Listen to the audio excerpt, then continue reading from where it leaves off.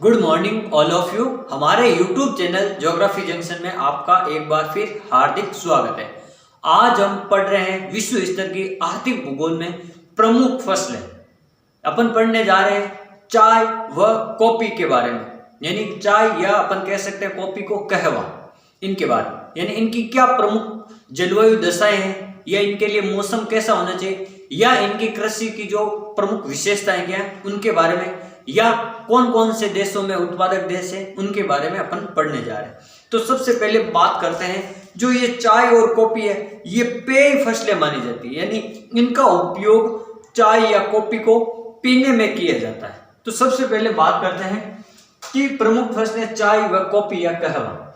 चाय व कॉफी पेय फसलें होती हैं, यानी इनका वो अपन उपयोग किस प्रकार से अपन इनका सेवन करते हैं। इनको गर्म पानी में डालकर इनको गर्म किया जाता है, यह चाय बनाई जाती है। इनको मसाले के रूप में, पीने के रूप में काम में लिया जाता है।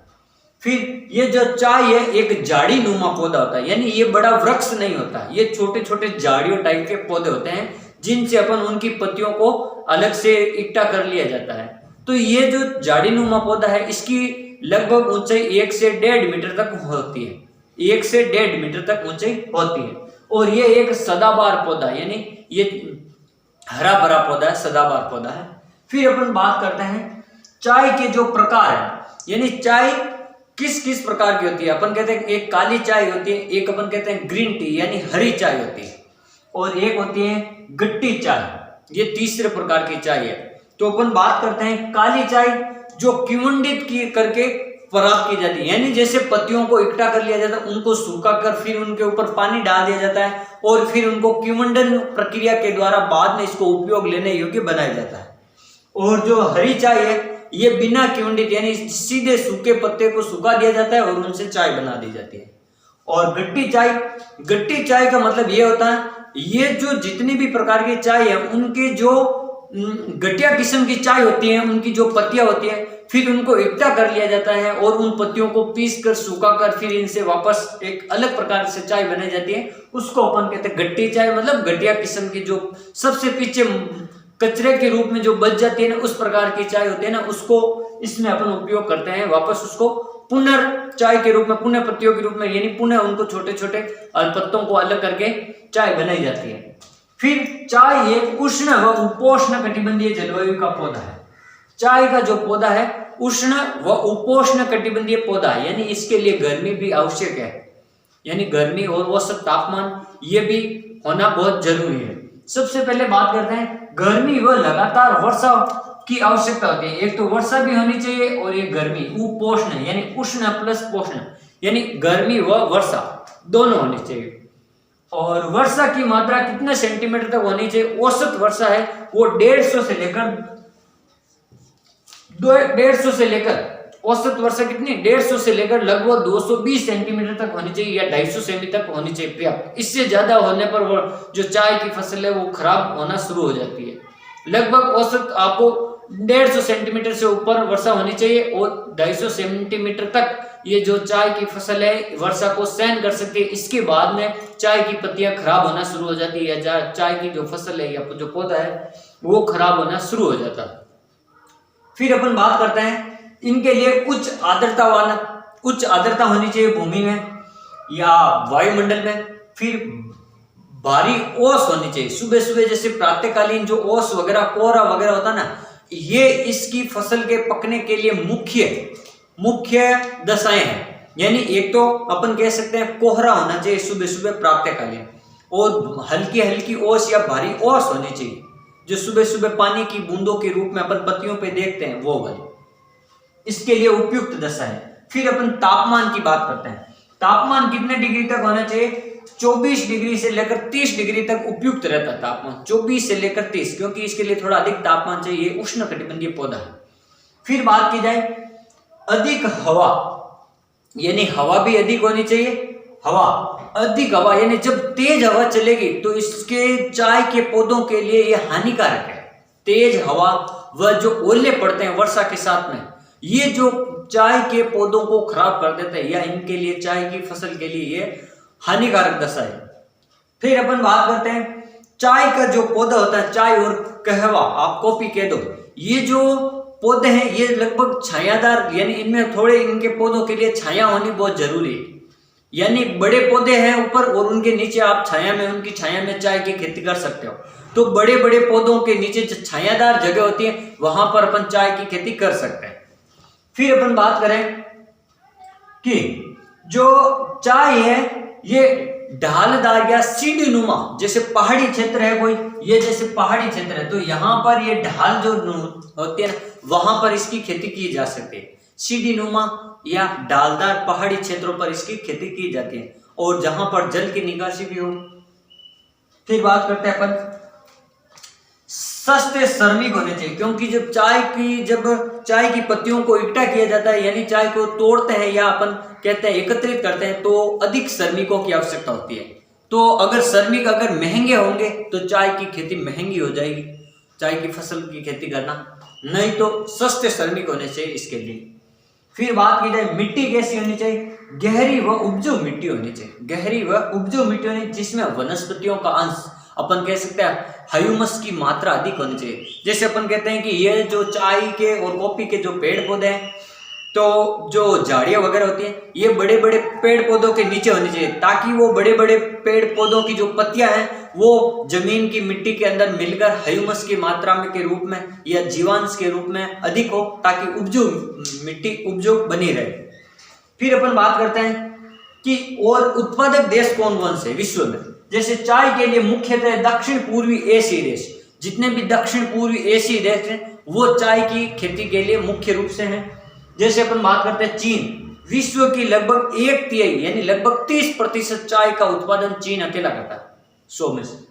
फिर भारत 24% चाय का उत्पादन करता है। फिर अपन कहते हैं यानी 1/4 भाग, विश्व की 1/4 भाग भारत करता है। फिर केन्या है, श्रीलंका है, वियतनाम है, टर्की है, ईरान है, इंडोनेशिया है, अर्जेंटीना है, जापान है, बांग्लादेश है। ये जो सारे एशियाई देश हैं यहाँ पर चाय की जो दशा है, वो जलवायु है, वो चाय की कृषि के लिए या खेती के लिए उपयुक्त है। अब अपन बात करते हैं कुछ ऐसे देश भी हैं विश्व स्तर पर जो चाय का निर्यात भी करते हैं, चाय का व्यापार भी करते हैं, चाय का जो बाहरी देशों या अन्य विश्व के देशों के साथ उनका चाय का व्यापार भी होता है। तो अपन बात करते हैं जैसे भारत विश्व का लगभग 34% निर्यात करता है चाय का, जितनी भी चाय होती है अपनी उसका विश्व की चाय का 34%। और श्रीलंका जो देश है अपने देश में जितनी भी उत्पादित होती है अपने देश में, यानी श्रीलंका देश में अगर 100% चाय उत्पादन होती है तो ये अपने देश की चाय का लगभग 60% है भाग ये निर्यात कर देता है 60%, यानी लगभग श्रीलंका का जो आर्थिक व्यापार है सबसे ज्यादा चाय से होता है 60%। फिर अफ्रीका, इंडोनेशिया, चीन, जापान ये देश भी क्या करते हैं चाय का निर्यात करते हैं। फिर अपन बात करते हैं कहवा या कॉफी, इसको अपन क्या कह सकते हैं, कॉफी भी कह सकते हैं या कहवा भी कह सकते हैं। यह भी एक सदाबहार पौधा है, चाय भी सदाबहार पौधा था और यह भी एक सदाबहार पौधा है। चाय और कहवा के लिए लगभग जो विशेषता है लगभग समकक्ष से अपन समानता कह सकते हैं, लगभग 50 से 60% समानता। जैसे ये इथोपिया मूल का पौधा है, जो ये कहवा का जो पौधा है, कॉफी का पौधा है, ये अपन बात करते हैं पूर्वी अफ्रीका का जो देश है इथोपिया, वहां का ये मूल निवासी पौधा है। और यूरोपीय देशों में ये क्या जर्मन वगैरह यूरोपीय देशों में ये है 17वीं शताब्दी में इसका प्रसार हुआ था, यानी यूरोप के देशों में ये 17वीं शताब्दी में वहां भी ये पौधा उगाया जाने लगा कॉफी वगैरह। फिर धीरे धीरे विश्व के सभी देशों में ये पौधा चला गया और वहां पर धीरे धीरे इनका भी पौधों का या कॉफी का उत्पादन करने लगे। इसके लिए जलवायु है जो उष्णकटिबंधीय प्रकार की जलवायु होनी चाहिए, उष्णकटिबंधीय यानी गर्म मौसम होना चाहिए। जैसे इनके लिए 28 डिग्री उत्तरी अक्षांश से लेकर 28 डिग्री दक्षिणी अक्षांश के मध्य इनकी खेती होती है, यानी अपन कह सकते हैं लगभग कर्क रेखा के आसपास और मकर रेखा के बीच के भाग में जहां पर उष्णकटिबंधीय जलवायु तापमान या जलवायु दशाएं रहती है वहां पर इसकी खेती की जाती है कॉफी की। फिर बात करते हैं साधारणतया गर्म व आर्द्र जलवायु होनी चाहिए। इसके लिए साधारणतया गर्म और आर्द्र जलवायु लगभग ये 500 से लेकर 1800 मीटर की ऊंचाई तक उगाया जा सकता है इस पौधे को। जैसे पहाड़ी नुमा कोई भाग है ऊंचाई पर, जैसे 1000 मीटर की ऊंचाई पर, तो वहां पर भी अगर गर्मी है तो वहां उगाया जा सकता।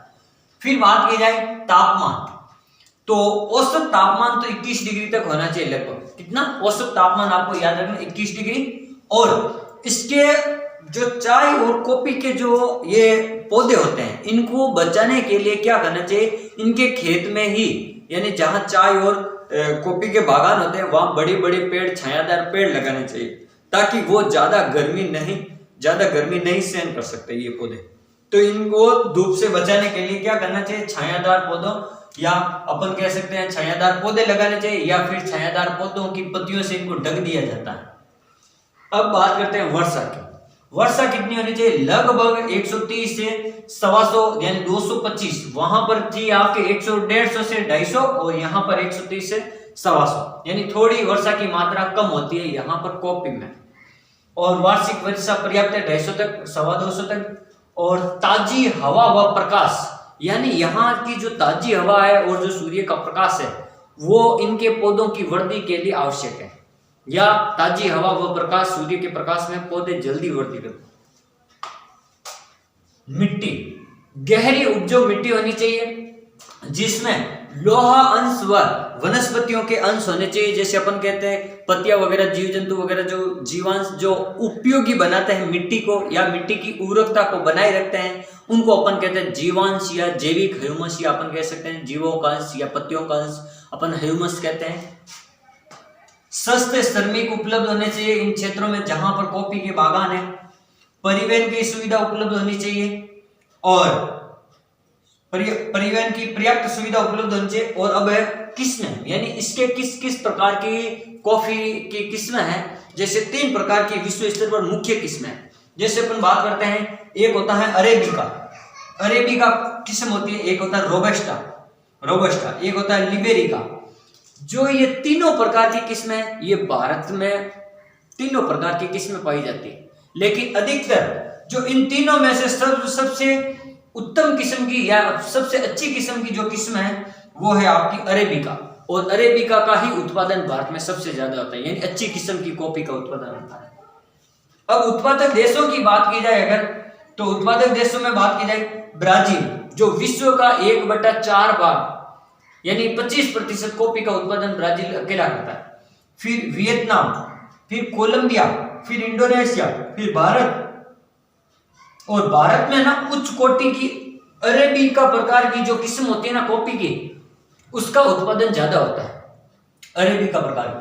फिर अफ्रीकी देश, अपन जैसे बहुत की इंडोनेशिया, इथियोपिया मूल निवास होता है, तो अफ्रीकी देश, फिर मध्य अमेरिका, फिर क्यूबा, और एक अरब देश का एक क्षेत्र है यनम क्षेत्र की जो कॉफी है विश्व की सबसे उच्च किस्म की कॉफी मानी जाती है। और वहां की जो किस्म का नाम है मोचा। वहां की किस्म का नाम क्या है, मोचा, यानी कॉफी की एक मोचा नाम की किस्म होती है, मोचा। ये कॉफी की एक किस्म होती है, ये विश्व की सर्वश्रेष्ठ प्रकार की किस्म है। विश्व की क्या है, सर्वश्रेष्ठ प्रकार की कॉफी की किस्म मानी जाती है मोचा। ये अरब क्षेत्र के यनम क्षेत्र में होती है। ठीक है, तो आज हमने पढ़ा चाय व कॉफी पेय पदार्थों के बारे में, और इनमें लगभग समानताएं, लगभग 70 से 80% समानता सेम है। चाहे तापमान हो, चाहे वर्षा हो, चाहे मिट्टी हो, चाहे इनके देशों के नाम हो, उत्पादक देशों के नाम, और इनकी जो अन्य विशेषताएं वो भी लगभग समान है। थैंक यू, धन्यवाद।